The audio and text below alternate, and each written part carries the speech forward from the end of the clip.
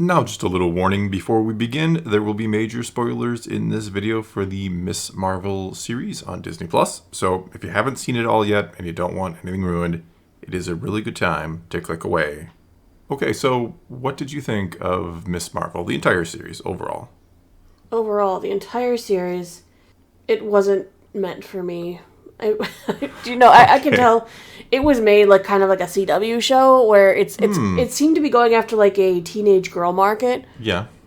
CW show is a really good way to put it, isn't it? Kind of that... CW, Freeform. Yeah, kind of that younger...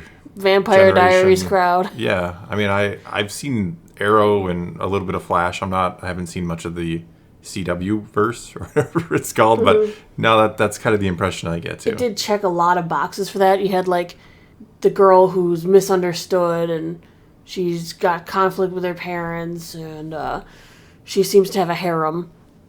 Oh, yeah. Oh, here's the friend who's stuck in the friend zone, but he really likes her. Yeah, There's the hot guy that she likes, but he's damaged.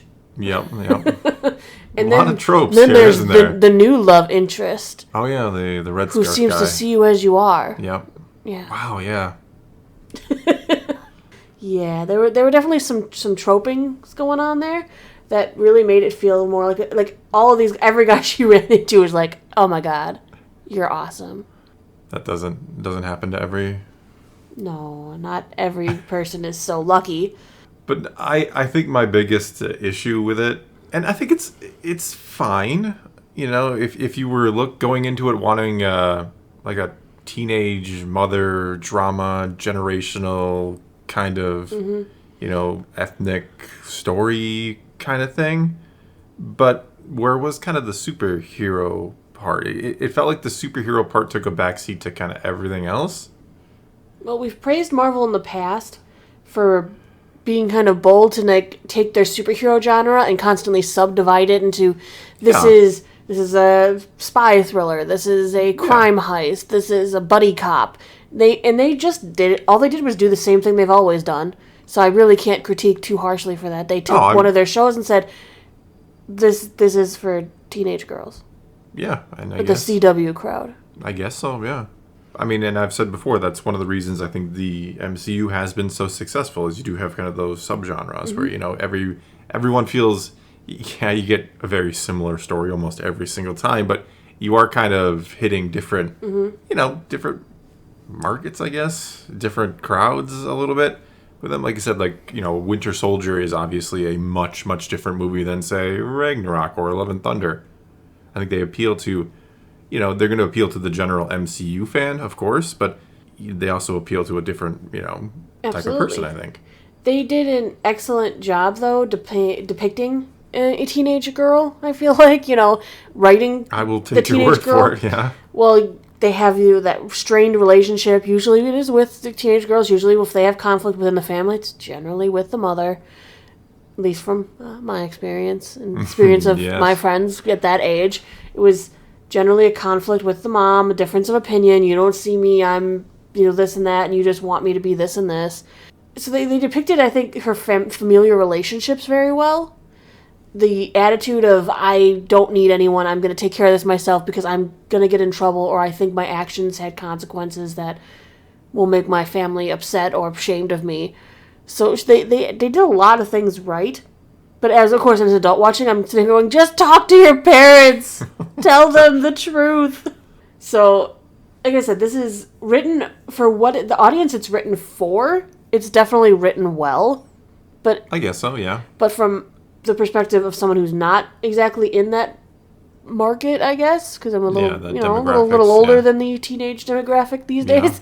I would have liked or appreciated maybe if they would have tried to make it a little more well-rounded, I guess. They spent a lot of time on the family aspect and the very Kamala aspect, and like you said, not enough superheroing. Yeah, it was a lot. I mean, there was the one episode where they go to Pakistan, and you know, you always got to be sensitive when you say things like this. But you know, is that really what the show should have been about? Should it have been about like an episode of like kind of featuring Pakistan in a super? I mean, again, I understand because people are going to be, how dare you say something like that? But it is supposed to be a superhero show, right? And yet we kind of had that episode where we're it just like, look how great this country is. And it's like, oh, okay, which is interesting because it's something they did not do in Shang-Chi. Yeah, exactly. I mean... But again, I think that's for the age group. But, I mean, I don't know. It's like I said, it's such a touchy subject. People right away want to try and assume you're being hateful or you don't care or, oh, it's because that's why you didn't like it. No, it's just... Thank you, Kylo. One of our cats decided to chime in. Is that what the average fan wants out of an MCU show? Is because you are still, you are still advertising this as an MCU kind of for the general fan base, right? I don't know. They are, but like I said, I feel like they have splintered. Come on, we know She-Hulk is coming up. That's the next one. I feel like She-Hulk is written for women, maybe more adult women this time.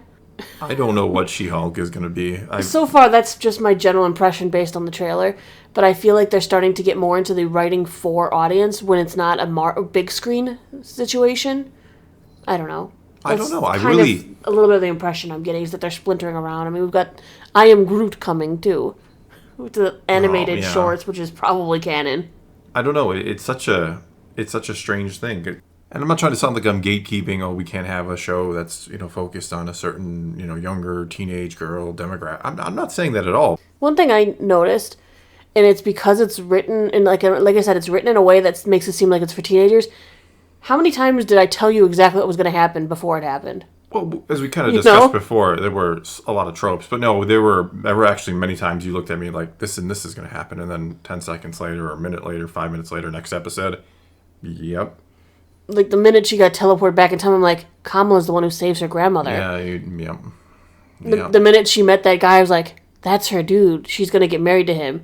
And then, like, the next scene, I'm like, she's pregnant. And then they're, like, panned down. I'm like, oh, yeah. That was funny, because as soon as the scene flashed, like, she's going to be pregnant. And then they panned down, and, yeah, she was pregnant. I couldn't even have a chance to think of it before. Right, and then, even Veronica, from minute one, first thing she says out of her mouth, and I was like, she's not actually a bad person. She's a fine person. They're just from two different worlds. It's your classic. I mean, it just feels like you took the usual script and you wanted to tell this story about this character who, depending on who you ask, is either really popular in the comics or hated in the comics or just not popular. It's one of those characters. It's like, does she appeal to a large audience? And I'm not trying to gatekeep and say you can't make a show for a certain crowd, but it's such a strange choice to me because you are, I think, trying to appeal to the broader MCU audience with pretty much every series you do, right? You do want to kind of keep that fan base, coming back for more. And when you have a Miss Marvel, which is probably a miss with a lot of people, you might end up with a She-Hulk that could be a miss with a lot of people. You have to ask yourself, what are we trying to do with the MCU? Or do we want it just to be this? And like I said before, it has been successful because it does cater to different audience. It does have different genres, but is it just going to become this kind of, well, this is a series for this group, this is a series that'll appeal more to these, or do you want to try to get back to that more general story? I do like that my years of watching Buffy the Vampire Slayer paid off, as it made this show incredibly predictable. I've never seen Buffy. You missed out. What I found interesting was how they changed Miss Marvel, I guess you could say. Her power set, yeah. Her power set was similar. Like, they made sure to show that she's using her power to, like, stretch or elongate her limbs or make her hand bigger to smash things. But the CGI was not great. Pretty much anytime she was, like, standing on her platforms running around, wasn't great. It was very CGI. Yeah, I've noticed, Star Wars and Marvel on Disney Plus, I think, as time has gone by, I think it's gotten cheaper and cheaper looking, which is unfortunate. You would almost hope it would go the other way. I feel like they spent a lot more money with some of the early series than they have been on the more recent ones. Mm-hmm. We've talked about, not to change subjects entirely, but, Kenobi looked kind of cheap in places when you think that would have been the series they would have gone all in on. Mm-hmm. This one kind of looked cheap in places. It was colorful, and it was, in some ways, it was really... I loved the colors. Yeah, in some ways, it was really nice looking. In other ways, there were times like, well, that just kind of looks really kind of cheap. Mm-hmm, mm-hmm. I liked a lot that they had to do with the community aspect of this, showing, Kamala's faith, showing the community they build around that, and I really thought that was really cool how they're showing even how, like, the mosque has changed over time. Yeah. I mean, her friends stepping up to try, to take a council position. I thought that was really, it was a nice moment to see, people, showing young people who really care about their community to stepping up. I was like, that's a really great message. Well, sure. That's like I was kind of saying before, like, if this had just been a kind of a show about that, I think it's a really good show. I don't know that you go to a superhero series to kind of get, some history lesson. And I'm not saying they have to be mutually exclusive. You can't do that at all. But I feel like that was more the focus. It's like, we're gonna shine a spotlight on this culture, and we're gonna try to, show it in a very positive light, which is great. Yes. But, you feel like the superhero aspect kind of becomes secondary sometimes. Well, and they lost the villain. There was a villain? Exactly. First you think, you really get into this idea that these djinns are the clandestine are going to be this big villain, and you're like, whoa, here it comes. I mean, the moment Kamala gets her power, she snaps like in a little bit into an alternate world. We see all these shadow figures with glowing eyes. I was like, oh my gosh, we got something interesting, something cool, some extra dimensional threat. Yeah. They weren't even in the finale. No, the finale was just and then there was damage control in this, and they just kind of like, they were like... Damage control confused me. Exactly. I didn't know what even damage control was trying to accomplish. They kind of felt shoehorned in there just to give a little extra tension and action. Well, it doesn't make any sense that a government agency would approach someone who's trying to do heroics, who's trying to save people, and immediately spin it like, she was trying to kill you, right? Yeah. We see them a little bit in No Way Home, Spider-Man. And now, again, here, and they're just... I'm not even sure what the heck the deal is. Like, why are they a bad guy organization, is what it feels like. Yeah, it very much they're feels not like, good people. I thought Damage Control's job was to kind of sweep in afterwards.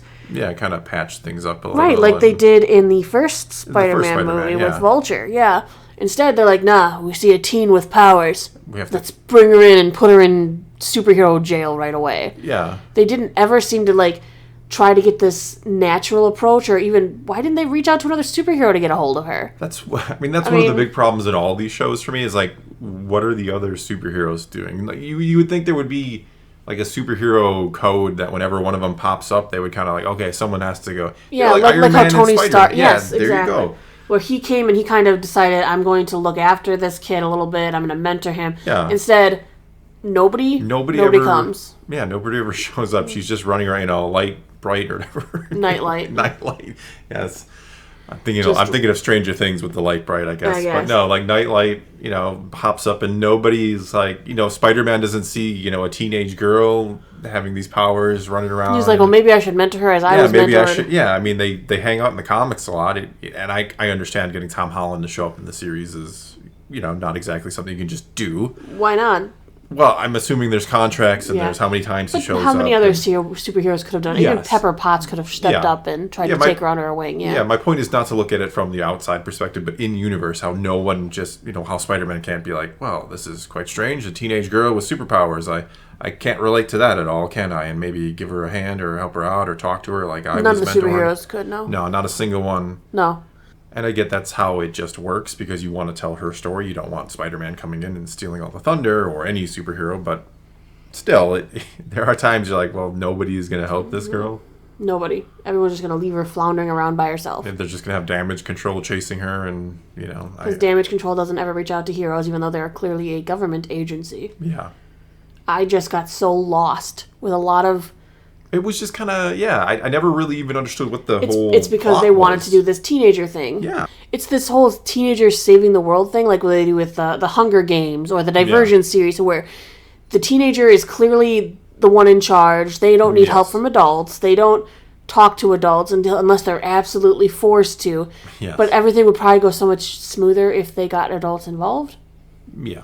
I also liked the relationship between Kamala's mother and the grandmother. Well, yeah, it's kind of mirroring again. They did really well with the relationships throughout, but like I said, the show was not designed with myself. No, even and that's mind. like I said, that's fine to to a degree because you are trying to, obviously this is still marketed to try to appeal to the MCU audience. So in that respect, you can be like, well, this a little disappointing there, but you. At the same time, it's a tough blend because you do understand not everything needs to be exactly made for you, right? Absolutely.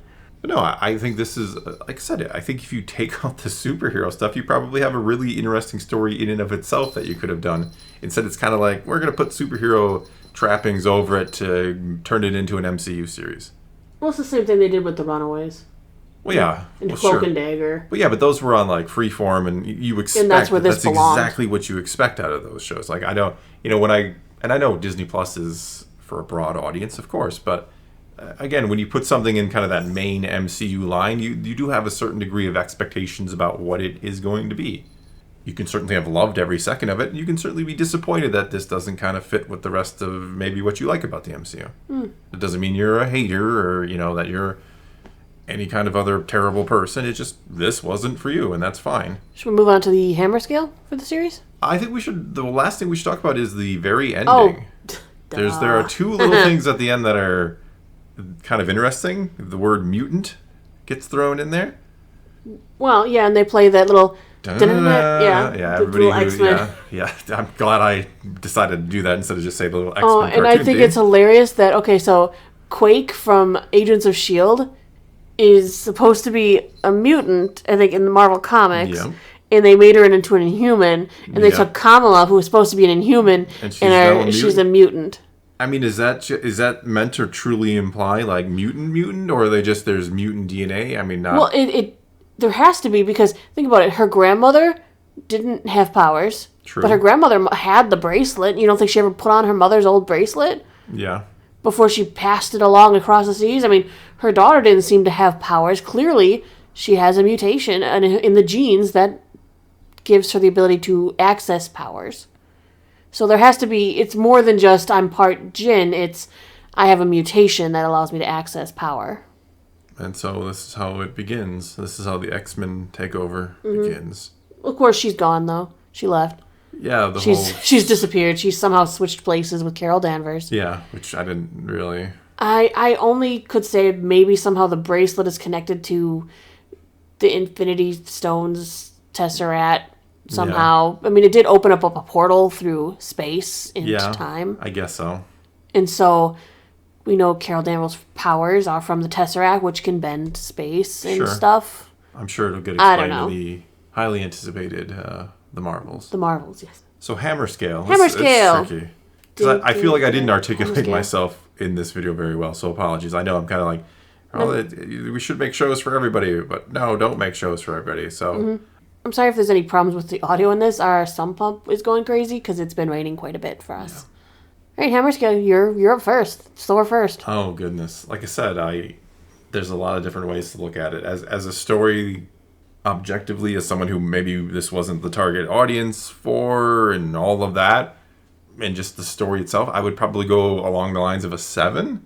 But as me personally, my personal enjoyment, probably a 3 or a 4. It's just not for me. And, I don't think it was poorly done other than the use of tropes we discussed.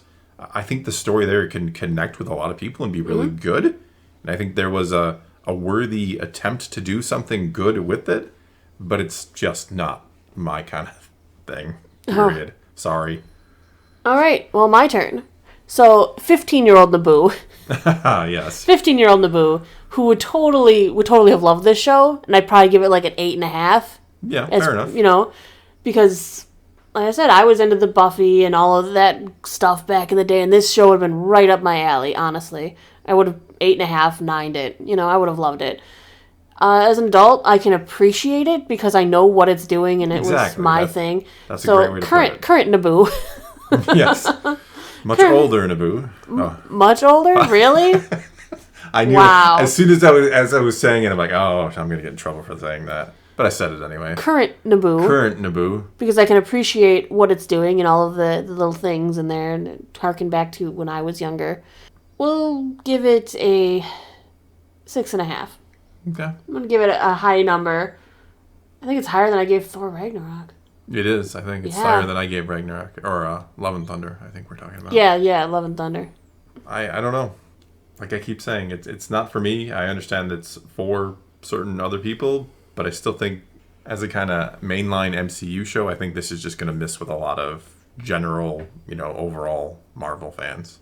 All right, well, that's all we got for you this time. So take to the comments below. Tell us what you thought of Miss Marvel. Tell us, is this something you enjoyed? Is it something that missed the mark with you, but you can still see how it could appeal to people? Whatever the case may be, leave your comments below and let's talk some Marvel. And until next time, thanks for watching.